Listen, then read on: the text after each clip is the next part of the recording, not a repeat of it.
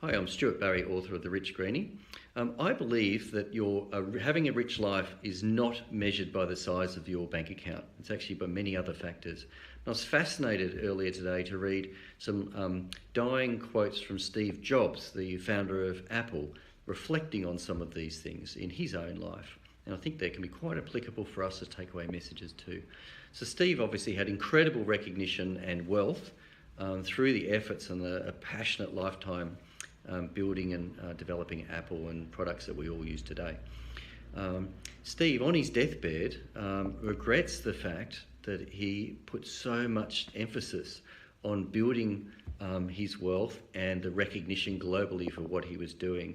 And in actual fact, thinks he would have been better off spending more time on his family and friends and things that were special to him, because they're the things you don't regret as you lie on your deathbed.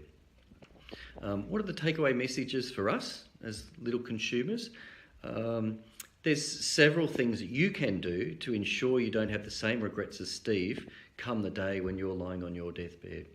One of them is spending. It's very easy to get off track with our spending, buying things that we think will buy us happiness or a sugar hit through consumerism, but they don't actually do anything for our happiness in our true life. They also lead to big money mistakes, one of which is over-consuming on houses. So Steve mentions in his last words that having a 3,000 square foot house would deliver exactly the same level of happiness, comfort and security as a 300 square foot house.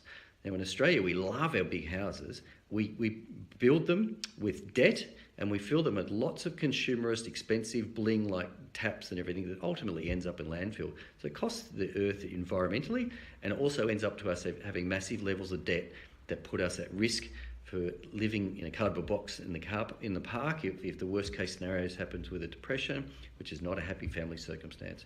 Also, we love our cars. Steve also talks about how a $300,000 car is the same as a $30,000 car. They're a commodity to get us from A to B. In Australia, we buy 1 million new cars a year. 95% of those are on debt, and we only use our cars about 15% of the time. So it's a great way to run up debt. That's a loser. You lose 30% of the value in the first 3 years. So another big mistake to avoid. Also, the way we work, a focus on too many hours at the office not only robs us of that valuable family time, but also it robs us of the ability to live a happy life doing the things we love, like gardening, maintaining relationships with close friends, keeping in touch with family, the things that we don't regret on our deathbed. And for those of us environmentally minded, it gives you the great opportunity to volunteer and spend your time on worthy causes, which delivers much more than you put in yourself. So that's also an incredibly valuable thing to do.